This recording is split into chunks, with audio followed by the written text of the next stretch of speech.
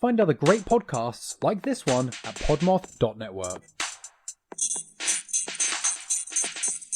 Yo, what is up, my friends? Welcome back to What the French Toast, your favorite podcast on the internet, where you ask yourself the question, what the French toast? And apparently your favorite podcast on the internet where I get roasted via shirt right now.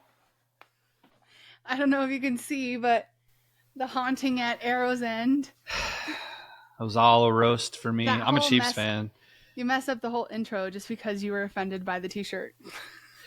I'm not offended. I'm quite honored that you would make an entire fake story about me. Yeah. You know? So, in case you haven't seen our new merch, this is one of the shirts on our merch site. I also have one, but it feels a little weird to wear it, right? It's almost like if Donald Trump was to wear a picture of himself, like with his mugshot. You know what I mean? Like it feels a little weird. It's a little bit like, oh, someone asks you about it. Now you have to answer the question of, well, it's my podcast.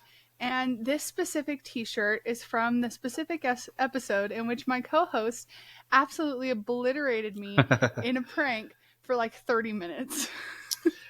It's coming back, by the way. I've got plans. I want you to know that. It's going to strike when you least expect it. I'm not scared. Yeah, you should be. It's going to involve many moving pieces, and it's elaborate, and it's going to end your podcasting career. No, it won't. That's half of that was. I'm not worried. Okay. Speaking of being worried. Hey there, fellow true crime aficionados. We're the host of Bad Acts, a true crime podcast. I'm Danielle. And I'm Aaron. Join us every Thursday for twisted true crime tales of dark deeds and despicable people. We focus on lesser-known, unique stories with a new case each week. We've covered family annihilators, cannibals, revenge killings, killer kids, mysterious murders, survivor stories, and much more. We've even tackled stories of people who blamed zombies, vampires, ghosts, and voodoo for their bad acts. Of course, we know they're the only ones to blame. You can find us everywhere you get your podcast, or you can visit our website at badactspod.com. If you like fresh stories and new perspectives on crime, Bad Acts will be your new jam. Join Bad Acts every Thursday. Stay safe, y'all. See you soon. The case that I have for you today is very worrisome. And we're going to go into it because it is not very long, but man, it'll move you to your core. Okay. Perhaps so much that you'll need to yourself later, because that's what it did to me. All right. Can we bleep curse words? No. Well, we need to learn how. I don't know how to do that. We'll figure it out. All right. July 12th, 1947. It's 3:17 in the morning, right? There's a secret facility that's hidden underneath layers of ice, layers of rock. Why are you looking at me like that? Okay, because for a second, what year did you say? July 12th, 1947. I thought you might have been talking about a part of my episode, but it was 1970s. So never mind. Got it. There's a secret facility, and it's hidden underneath layers of ice, layers of rock. There are 5 political prisoners labeled subjects A through E, and they are locked in a 12 by 12 steel chamber, and they are told that they are going in for an immunity test.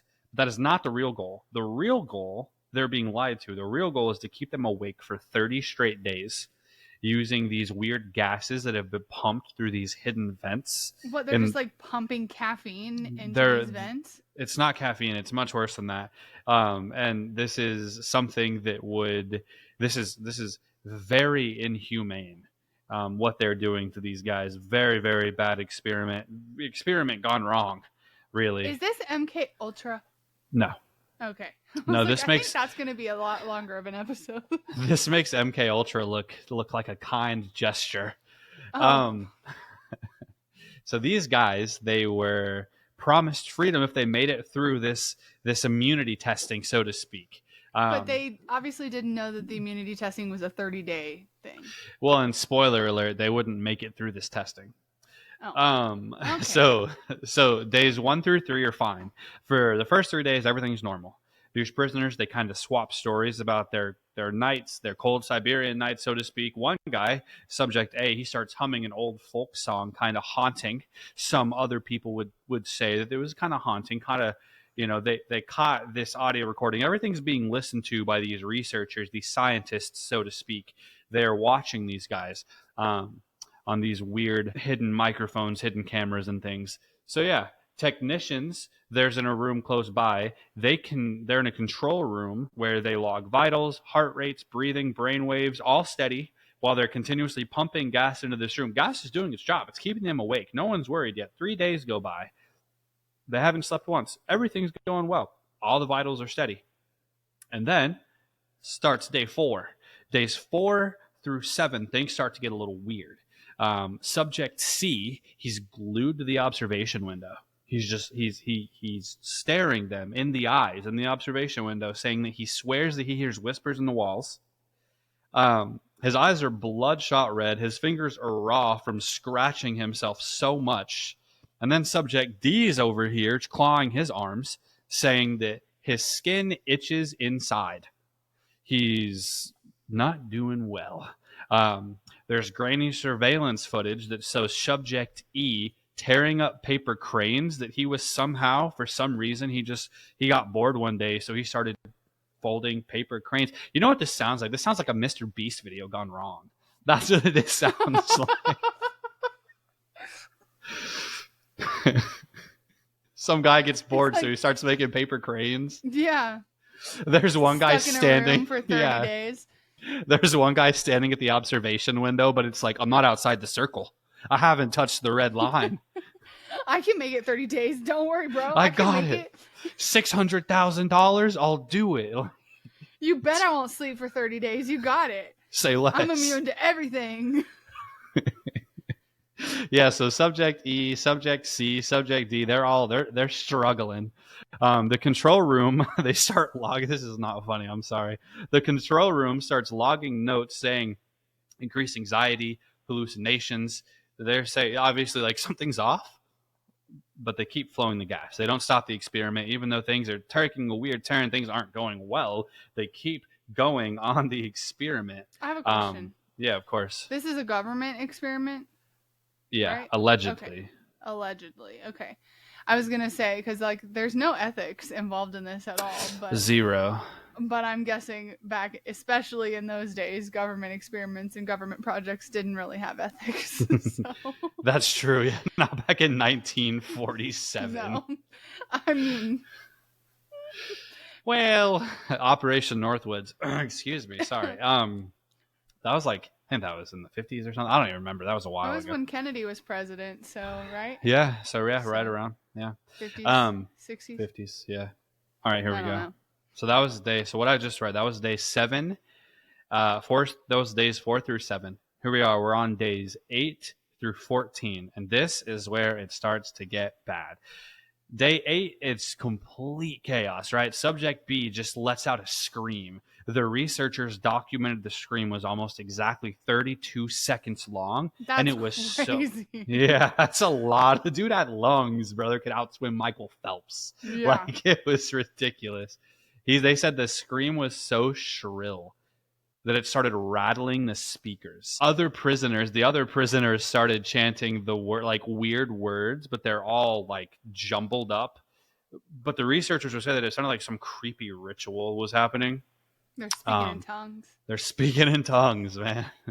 They smear it. By the way, if you speak tongues in your religion, we're not making fun of you. Do your thing. The prisoners, they smear blood from their torn fingernails on the walls. They started drawing these strange symbols. Brain scans are now appearing off the charts, showing patterns that researchers are calling psychotic. A technician starts scribbling in the log. They don't look human anymore, but nobody stops the experiment, end quote.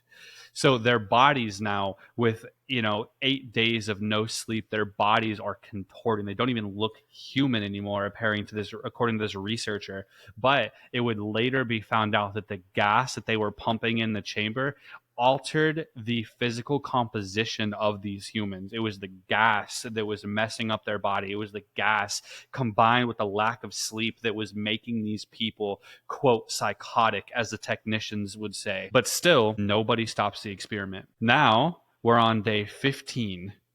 Day 15, the prisoners start tearing up the chamber. Photos show what seems to be bent steel grates. Wires are being ripped out of the walls and the ceilings. The prisoners are moving like, quote, predators, with their eyes glinting. There was actually an audio clip that was captured which catches subject A laughing so much, and it sounds so creepy that the researchers describe it as inhuman. They, at this point, had stopped begging for sleep, and instead they demanded that more gas be pumped into the chamber, like they've been addicted to it at this point.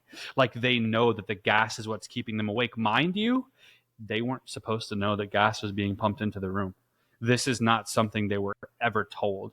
So somehow or another, they found out that gas was being pumped into the room, and now it seems like they're demanding that more gas be pumped in. Well, now they just like have unlocked a separate portion of their brain, obviously. Right. If their entire body composition is changing, it's not shocking to say that their brain is activating more than 10% like a normal human brain. That's true. Man, that's creepy. That's wild to think about. Man, but that was day 15 through 20. Now here we are on day 30. Researchers finally end the experiment. They start pumping clean air into the room, but then whenever they officially turn the lights on, the walls are covered in blood, scrawled words. The words that these prisoners wrote is "sleep is death." Subject B looks like a skeleton, and it's almost as if he knew they were being watched, because he walks into the intercom, and with his very raspy voice, this is subject B, he says, "It's free now. We are free." And then as soon as he finished, like boom, the observation window shatters. The recovery team storms in hazmat suits and everything. And when they walked in the room, there were no more bodies in there. There were just blood-soaked walls with dead silence. So where did these people go? They were literally just in this room. This subject B comes in, looks like a skeleton, talks. It says, "We are free now," or "It's free now. We are free." And then they immediately disappeared, seemingly into thin air. This experiment, it's not good. The Soviet government buries this like experiment, literally. Like the chamber was then sealed under concrete. Files were locked away for national security purposes, and all that's left of this are some grainy photos, some fragmented audio, but no follow-ups, no answers. And yeah. But here's the craziest part about that is this story is not real. It's fiction, and it's inspired by a viral urban legend called the Russian sleep experiment. It feels real, right? Well, I was gonna say, what kind of gas are they pumping in here? Methamphetamine? Like, I'm confused. Like, methamphetamine? Yeah, no. This, by the way, was not your get back. I just, and it actually kind of works perfectly that you wore your shirt. The like we were just talking about fake stories. Yeah. But yeah, this is and actually, this story has been on our podcast list since we started the podcast of the Russian sleep experiment. If you look in our Google Docs right now, there's like this is one of the sections. Yeah, I know so what you're talking about. Yeah. I literally was just like out of topics the other day, and I was like, you know what? Like, this seems like the time to do the Russian sleep experiment, and it actually works out perfectly that you're wearing the shirt that you're wearing. We did not plan that, by the way, but yeah, that's the story. That's a creepypasta. It's not real. Probably should have said that at the beginning of the episode. Is there any information about what? Like, the Russian sleep experiment is a confidential experiment, then? We don't have any information on it, or you just chose not to cover it today? No, it's not real. It was it's a creepypasta. Some guy, I don't know who came up with the creepypasta of this, but some guy. Dude in his mom's basement was on 4chan and made a story. Some dude with a wild imagination came up with this, and it's gotten millions and millions of views. So yeah, if you're the guy who... wild. You had me convinced, dude. Like, I was like on the edge of my seat coming up with like the aliens and all sorts of things. Like, it was crazy. Oh, it would be insane if it was real. Whoever wrote the Russian sleep experiment, I'm looking it up right now. It was created by a user named Orange Soda who posted it on Wikipedia August 10th of 2010 or 2010. Nobody knows the guy's It's a real couple identity. thousand years away. It's only 2010. Like a million years away. That's the kicker. Yo, dude hasn't even posted it yet. He came back in time. That's the real story. The time machine. Dude, 2010. Anyway, yeah, no, that's it. It's a short story. We're 15 minutes into this podcast at this point, but that's it. That's what I have for you. That's crazy. Like I said, you had me like, I was hooked, dude. I was like waiting for it to be like, oh, people think it's aliens and the U.S. went in and during the Cold War, you know, or something. Like I was fully prepared. Like I'm coming up with all sorts of theories in my head. I think that shows you we've been doing this too long. We're like, We okay, were cool, coming yeah, up with that makes full-fledged sense. conspiracies, man. I'm like making up my own conspiracies. Like, That's funny. Yo, yeah, fake story, not real. Don't take what I just said as gospel. Anyway, yo, big shout out to Podmoth. Thank you guys for adding us to your network. And I'm so yeah, excited. yeah, we are. It's been pretty cool. We appreciate you guys very, very much.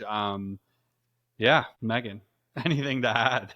No, I guess tune in next week for a Cryptid Chaos special. All right, now cryptid. Ooh, Mhm. I'm excited. I'm excited. All right, guys. So listen, WTFTpodcast.com/shop. Go get your merch. You can get the shirt Megan is wearing. You can get some really cool hats. You can get, actually, we don't have a thing for that. I could probably make something for your dogs, yeah.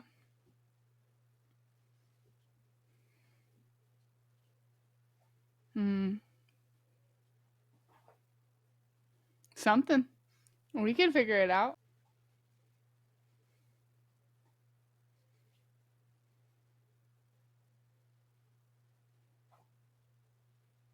Bye.